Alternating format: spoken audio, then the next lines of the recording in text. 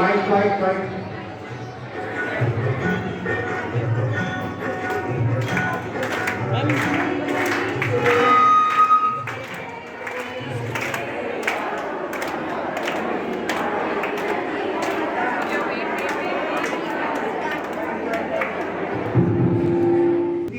Thirty जो हमारे बहुत पुराना इतिहास के बारे में बताया जाता है, इसकी जानकारी कि 1630-1680 के बीच में जो है ये शिवाजी महाराज के साम्राज्य में मनाया जाता था और गणपति जो है उनके कुल देवता थे और वो कुल देवता के रूप में समारोह के रूप में से मनाया जाता था। उसके बाद धीरे धीरे करके जो है ये सीमित हुआ, ये थोड़ा सा इसको सामूहिक रूप से जो है मनाया जाता था इसको जो है। और उसके बाद जो है ये धीरे धीरे जब ये साम्राज्य थोड़ा खत्म हुए, पेशवाओं का कहीं इनमें जो है पेशवाओं का जो अंश सा हुआ कुछ जो है, उसके बाद ये कुछ थोड़ा सा लुप्त प्राय हो गया था। इसके बाद जो है 1893 में बाल गंगाधर तिलक एक हमारे स्वतंत्रता सेनानी भी रहे हैं और समाज सुधारक भी रहे हैं, उन्होंने इस परंपरा को शुरू किया और वो इसलिए शुरू किया था उस समय, और ये केवल घर तक सीमित था। उस समय केवल घर तक सीमित था कि घर में लोग गणेश की पूजा करें। और इसके पीछे एक कारण था, उस समय क्या हुआ, ब्राह्मण और गैर ब्राह्मण इनके बीच एक कॉन्फ्लिक्ट शुरू हुआ था, संघर्ष शुरू हो गया था उसमें जो है पूजा वगैरह की पद्धति के बारे में, इसके बारे में।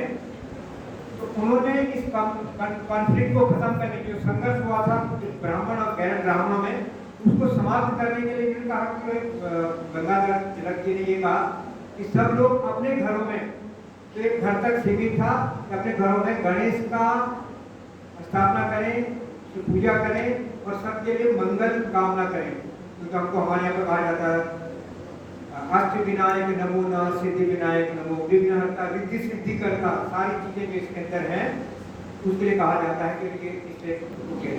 तो ये घर तक सीमित था और केवल ये उस समय इस भावना से था कि लोगों के अंदर हिंदुत्व की भावना, क्योंकि अंग्रेजों के साथ हमारा पहले मुसलमानों ने यहाँ पे हमारे साम्राज्य अपना स्थापित करने की कोशिश की, अंग्रेजों ने किया और हमारे देश को जो है गुलाम बनाने की कोशिश की गई।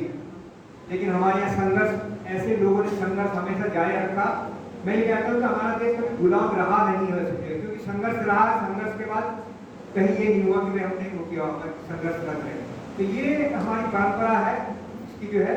और गणेश जी का जन्म जो है माघ महीने की चतुर्थी को बताया जाता है कि पार्वती जी ने अपने उपटन से, शरीर पर जो हम जो उपटन धोने के लिए करते हैं, उस उपटन से जो है इसका गणेश जी का जो है उनको बनाया था, जो है उनको जीवन दिया। और हमारे यहाँ पे यही मान्यता है कि हम आज भी हम करते हैं ना अपने यहाँ। आपने देखा हो कि जब भी आपके घर में कोई पूजा पाठ वगैरह का जो है आयोजन किया जाता है, सबसे पहले गणेश की प्रतिमा, गणेश की स्थापना की जाती है। तो गणेश को इसलिए जो है, और सबसे आपको मैं एक बता दूं कि वेद व्यास जी ने जब भागवत गीता महाभारत का जो चित्रण किया गया था, उसमें लिखने वाले कौन थे, गणेश भगवान जी थे। आप ये ध्यान रखें, वेद व्यास जी ने जब ये पूरा किया था गणेश जी का, तो उसमें ये भी एक महत्व की बात हमारे लिए कि जिसने किया था, जो है गणेश जी ने लिखने का काम किया था। और उतने दिन तक लिखने के बाद जो है, इसलिए गणेश जी की हमेशा जो है पूजा की जाती है। और हमारे यहाँ पर मान्यता है, पहले विसर्जन की पद्धति ये नहीं थी। आज हम करते हैं, तमाशा बना कर ले जाते हैं, ढोल नगाड़े के साथ, रानी के साथ समारोह कर रहे हैं, ये हमारी पद्धति नहीं थी। पहले क्या था कि गोबर का गणेश बनाया जाता है, इसीलिए आप भी कहते हैं, आप जानते हैं ना, गोबर गणेश बोलते हैं ना। क्या है गोबर गणेश? गोबर गणेश का मतलब क्या है? गोबर से गणेश बनाया जाता था। आज भी है हमारे यहाँ पे, आप देखते होंगे कि जब भी हम पूजा करते हैं, चौकी पंडित जी जो है चौकी बनाते हैं, चौकी में जो है एक गणेश की स्थापना करते हैं। तो स्थापना क्या होती है कि वो एक गोबर का पिंड ले लेते हैं छोटा सा, और वो ज्यादातर हमारे यहाँ पे माना जाता है कि गोबर का शुद्ध माना जाता है, वो भी गाय गाय का गोबर दिया जाता है, उसका जो एक छोटा सा टुकड़ा रूप उसका बना करके वहाँ रखा जाता है, उसमें जो पूजा की जाती है उसकी जो है। और इसीलिए हमारे यहाँ परंपरा है कि उसके जो पूजा अगर हमारी संपन्न होगी 1 दिन की, 2 दिन की, 10 दिन की, 11 दिन की, जैसे हमारा नवरात्रों में या किसी भी पर्व में होता है, तो जब समापन होता है तो समापन में इसलिए क्या होता है कि उसी गणेश की प्रतिमा को जो गोबर के रूप में हमने हो गया है उसको कहीं बहा देते हैं या किसी ऐसी जगह पर रखते हैं। अगर पानी की व्यवस्था नहीं है, नहाने की कहीं नहीं है, तो उनको क्या करते हैं, वो लोग कहीं ऐसे पेड़ के नीचे कोई पवित्र जगह पर रखते हैं जहाँ पर उसका जो है कहीं वो किसी का पैर न पड़े, किसी का ऐसा गंदी चीजों से वो दूर रखते हैं। और अगर पानी की व्यवस्था है तो उसको जल में प्रवाहित कर दिया जाता है। आज भी हम देखते हैं कई ऑफिसों में कई जगह पे है, क्योंकि पिछले दिनों बड़ा बॉम्बे जैसी जगहों में या कई ऐसी जगहों में जहाँ पर बहुत ज़्यादा वो करते हैं और हमने उन मान्यताओं को बदल दिया, वो परंपरा को बदल दिया। अब जो जगह जगह की लाल बाग का राजा फलाना राजा और इतने बड़े बड़े गणेश बना के उनको विसर्जन करने की समस्या खड़ी हो जाती है। बॉम्बे का बहुत बुरा हाल है, लोग जब वहाँ डालते हैं वो जो है गलते नहीं है, इको फ्रेंडली नहीं है और वैसे पड़े रहते हैं, वो कई जो है उनसे नुकसान होता है पूरे हमारे पर्यावरण को, साथ में समुद्री जो जीव जंतु है उनको, उसमें जो वनस्पति पैदा होती है उनको भी नुकसान होता है। इसलिए अभी इसमें जो सभी ने वो किया कि भाई इसको कैसे हम बचाएं, तो इससे बचाने के लिए किया गया कि इको फ्रेंडली बनाए, ऐसी मिट्टी वगैरह की ऐसी चीज़ों को बनाया जाए उसको जो गल जाए। तो कई ऑफिसों में जहाँ बहाने की विसर्जन करने की पद्धति मतलब व्यवस्था नहीं है कि कहाँ डालें कहाँ करें, तो वो क्या करते हैं कि छोटी सी मूर्ति बनाते हैं, ऑफिस में स्थापित कर देते हैं, अपने घर में स्थापित करते हैं और ऐसी मूर्ति होती है जो मिट्टी से बनी हो या गोबर से बनी हो और उसको जो है वो किसी बाल्टी में विसर्जन करते हैं, बाल्टी में डालते हैं, मिट्टी भी गल जाती है और गोबर की मूर्ति बनी तो भी गल जाती है और उसको फिर ऐसी पवित्र जगह में कहीं ऐसी जगह पूजा जहाँ पर कोई पेड़ के नीचे नहीं बैठती बस उसमें डाल दिया जाता है। तो ये हमारी एक परंपरा रही है, तो इसको जो है हमें उस परंपरा को कहीं निभाना चाहिए। हम अपने सभी संस्कारों में कहीं जो आधुनिकता ला रहे हैं ये एक खतरनाक चीज़ है कि हमारे जो अच्छी चीज़ें हमारे अंदर की भावनाएं वो खत्म हो रही है। मैं प्रियंका जिसे अनुरोध करूँगा वो थोड़ा सा इसमें भी प्रकाश डालने की एक हमारा जो है उसके बारे में बताएं। सुप्रभात प्रिंसिपल सर, प्रिंसिपल मैम और मेरे स्टाफ के सभी मेंबर्स और यहाँ पे उपस्थित सारे बच्चों। आज मैं आपको गोबर गणेश के बारे में कुछ बताना चाहूँगी और गणेश जी के विसर्जन की महत्ता के बारे में बताना चाहूँगी। तो कुछ इस प्रकार से है, यह यथार्थ है कि जितने भी लोग भी गणेश विसर्जन करते हैं उन्हें यह बिल्कुल पता नहीं होगा कि यह गणेश विसर्जन क्यों किया जाता है और इसका क्या मतलब है। हमारे देश में हिंदुओं की सबसे बड़ी विडंबना यह है कि देखा देखी में एक परंपरा चल पड़ती है जिसके पीछे का मर्म कोई नहीं जानता, लेकिन भयवश वह चलती रहती है। आज जिस तरह गणेश जी की प्रतिमा के साथ दुराचार होता है उसको देखकर अपने हिंदू मतावलंबियों पर बहुत ही ज्यादा तरस आता है और दुख भी होता है। शास्त्रों में एकमात्र गौ के गोबर से बने हुए गणेश जी या मिट्टी से बने हुए गणेश जी की मूर्ति के विसर्जन का ही विधान है। गोबर से गणेश एकमात्र प्रतीकात्मक है। माता पार्वती द्वारा अपने शरीर के उपटन से गणेश जी का उत्पन्न करने का, क्योंकि गाय का गोबर हमारे शास्त्रों में पवित्र माना गया है, इसलिए गणेश जी का आह्वान गोबर की प्रतिमा बनाकर ही किया जाता है।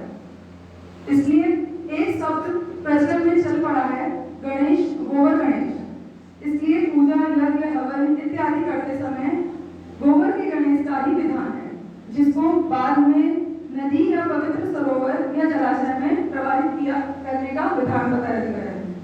अब आइए समझते हैं कि गणेश जी के विसर्जन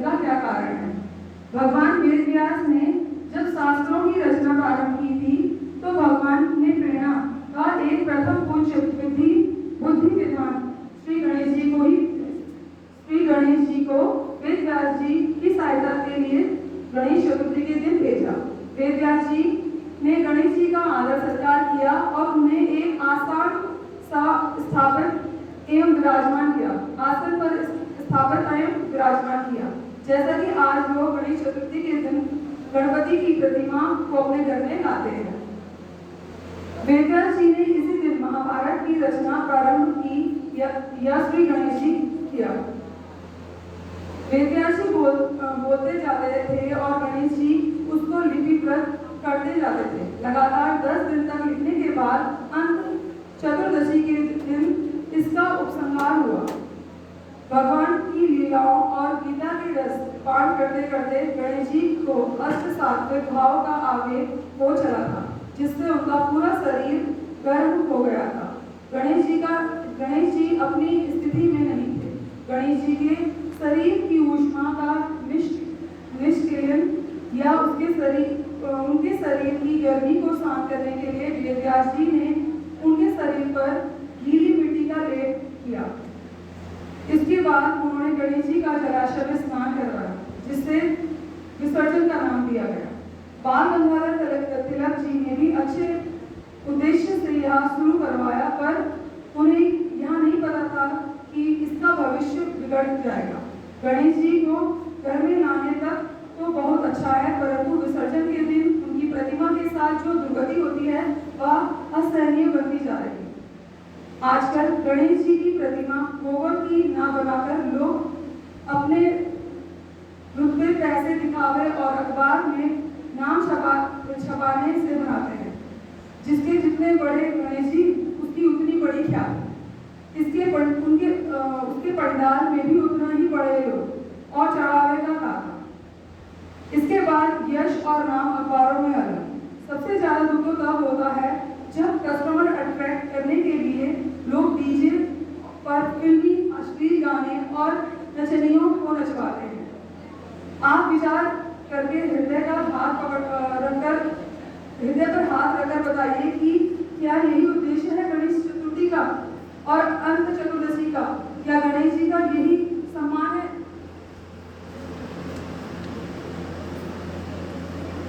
इसके बाद विसर्जन के दिन बड़े ही अभद्र तरीके से प्रतिमा की दुर्गति की जाती है। वेदव्यास जी का तो एक कारण था कि विसर्जन करने का, लेकिन हम लोग क्यों करते हैं यह बुद्धि से परे है। क्या हम भी वेदव्यास जी के समक्ष हो गए? क्या हमने भी गणेश जी से कुछ लिखवाया? क्या हम गणेश जी के अष्ट सात्विक भाव को शांत करने की हैसियत रखते हैं?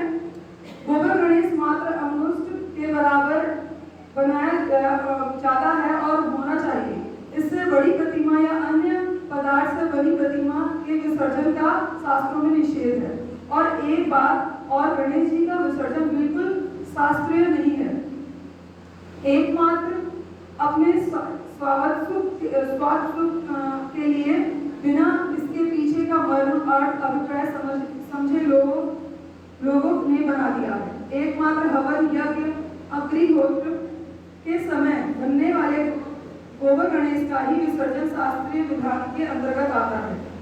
प्लास्टर ऑफ पेरिस से बने, चॉकलेट से बने, कैमिकल पेंट से बने गणेश प्रतिमा का विसर्जन एकमात्र अपने भविष्य और उन्नति के विसर्जन का मार्ग है। इससे केवल प्रकृति का वातावरण, जलाशय, जलीय पारिस्थितिकीय तंत्र, भूमि, हवा, मृग इत्यादि का नुकसान पहुंचता है। इस गणेश विसर्जन से किसी को एक अंश भी लाभ नहीं होने वाला। हाँ, बाजारीकरण, सेल्फी पुरुष, सेल्फी स्त्रियों को अवश्य लाभ मिलता है लेकिन इससे आत्मिक उन्नति कभी नहीं मिलेगी। इसलिए गणेश विसर्जन को रोकना ही एकमात्र शास्त्र अनुकूल है। चलिए, माना कि आप अज्ञानतावश डर रहे हैं कि इतनी प्रख्यात परंपरा हम कैसे तोड़ दें, तो करिए विसर्जन, लेकिन गोबर के गणेश को गोबर के गणेश को बनाकर विसर्जन करिए और उनकी प्रतिमा एक अंगुष्ठ से बनी होनी चाहिए। बाकी का कोई कराहू जो कोई सो है। Thank you.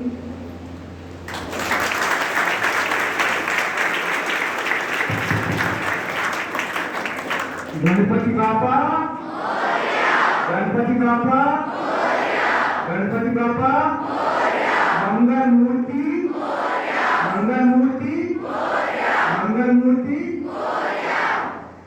अष्ट विनायक नमो नमः, सिद्धि विनायक नमो नमः। हे विघ्नहर्ता, रिद्धि सिद्धि करता, हे गणपति बाबा, हे शिवनंदन, हे गौरीनंदन, हे गजानन, हम सब यहाँ पर आपके सामने समर्पित हैं। समर्पण की भावना से आपके सराहना करते हैं और हम सब आपसे रिद्धि सिद्धि की कामना करते हैं। हम सब परिवार कुशल रहें, शुभ रहें और हमारा जीवन अच्छा बने, हमें बुद्धि दें। धन्यवाद।